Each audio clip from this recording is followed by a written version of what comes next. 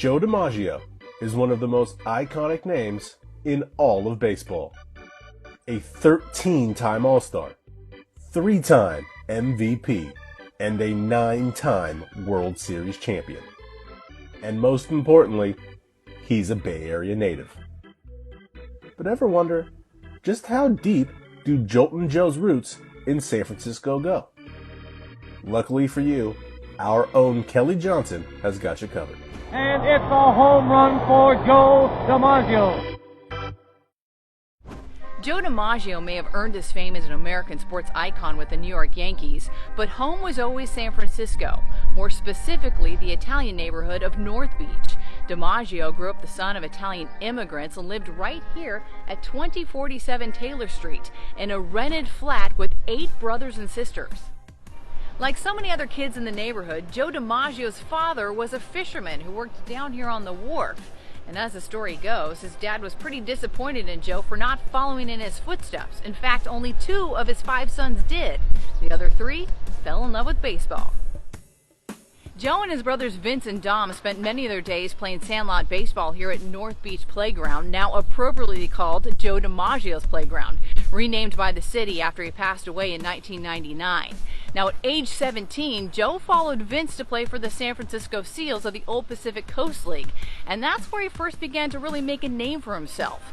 As an 18-year-old rookie, Joe hit in 61 consecutive games, only a sign of things to come, because in 1941, 5 years after he signed with the Yankees, Joe set a major league record that still stands today, hitting in 56 consecutive games.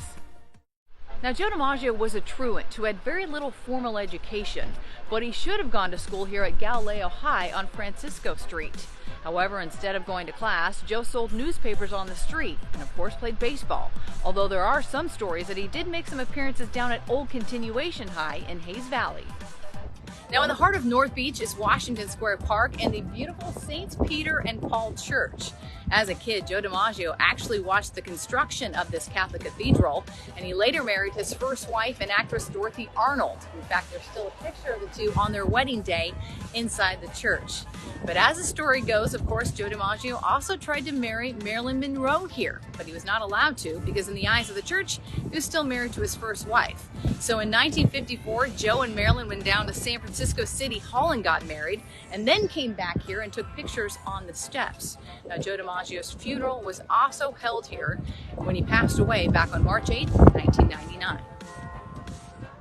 Now on the field, DiMaggio was known as Joltin' Joe, or of course the Yankee Clipper, but off of it, he was often described as a loner who didn't have a lot of friends and whose movements around town were extremely predictable. But one of the places he did like to hang out in North Beach with a small circle of baseball buddies and saloon keepers was the Italian Athletic Club, founded in 1918. In 1939, after Joe DiMaggio played in his 4th consecutive World Series, he bought his parents a house in the Marina at 2150 Beach Street. The Marina was fast becoming the neighborhood of choice at the time for affluent Italian Americans. And you may not know it, but Joe DiMaggio was the first player in baseball history to make $100,000. That was in 1949. In total, he made more than $700,000 in his 13th season career with the New York Yankees. Now, he later returned here to live at this house in retirement and was known to take frequent walks down at the Marina Green and play golf up at Presidio Golf Club, where he still has a locker preserved there today.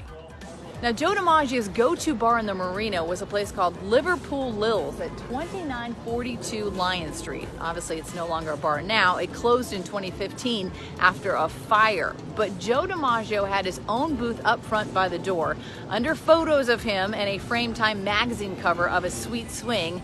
And per the stories, his drink of choice was Pabst, a working man's beer, and then later Budweiser when they stopped selling it. And he was always sharply dressed with a crisp white shirt, tailored jacket, and shined up shoes. Joe DiMaggio passed away at 84 years old in Hollywood, Florida, but his final resting place is at Holy Cross Cemetery in Colma, California. So next time an obnoxious Yankee fan is getting chesty about all their world championships, politely remind them that one of their most prized players called the city by the bay home.